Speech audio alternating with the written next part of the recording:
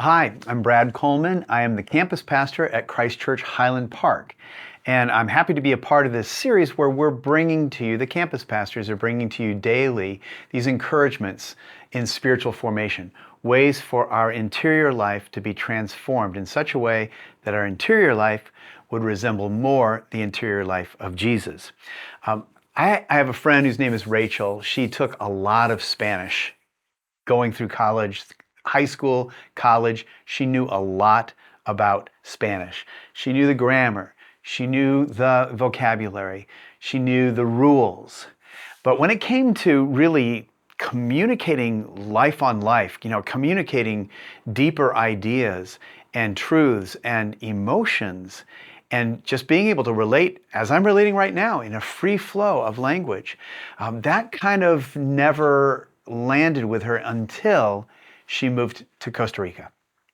When she lived in Costa Rica for a year, all of a sudden, this became foundational knowledge for her. Not just a knowledge of the rules, not just a knowledge of how to put things together, but actually a free flow of emotions, ideas, life-on-life communication didn't happen until she was immersed in the language.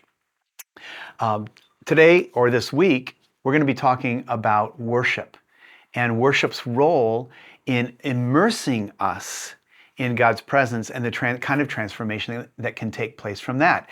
There's a book by the philosopher Michael Polanyi that came out actually in the 50s that was called Personal Knowledge. And then there was another book in the 60s, a follow-up to that, that was called The Tacit Dimension.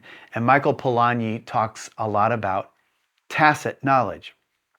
Tacit knowledge is the kind of knowledge that we have that we're not even sure exactly how we gained it.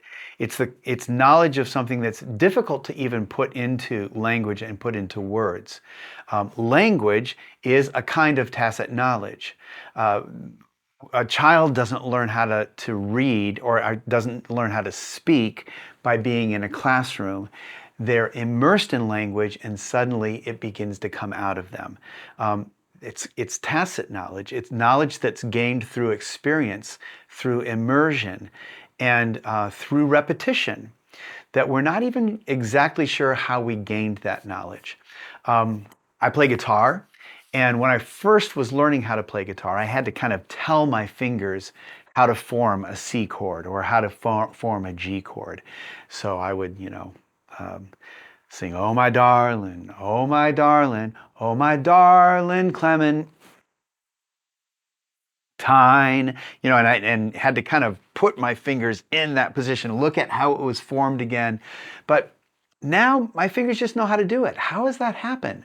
That's tacit knowledge. It was through repetition and now muscle memory that my fingers know where to go and how to respond, and even to hear when a chord is changing. This is true. I teach drawing classes, and this is true for my students as well in a drawing class, is they learn how to draw more freely and with a free flow and in the moment knowing what to do when they do it over and over and over again. This is the power of liturgy and worship in our services.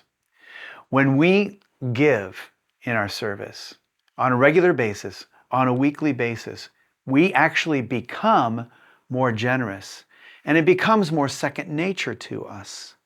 When we worship every week, our hearts and our loves begin to be transformed. We begin to love God more.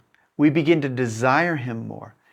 When each week we're immersed in an attitude of worship, in a posture of worship, we begin to more naturally take on that posture, unless we don't enter into it deeply. If we enter into it deeply and we allow ourselves to be placed in that posture of surrender, of acknowledgement of who God is, the fact that we are not God and that He is, and this attitude of surrender and this attitude of adoration, and we place ourselves in that week by week by week, that begins to become more second nature to us. That's the idea of tacit knowledge. In his book, Desiring the Kingdom, James K.A. Smith tells us that we are creatures who are driven more by our loves and desires than we are by our knowledge.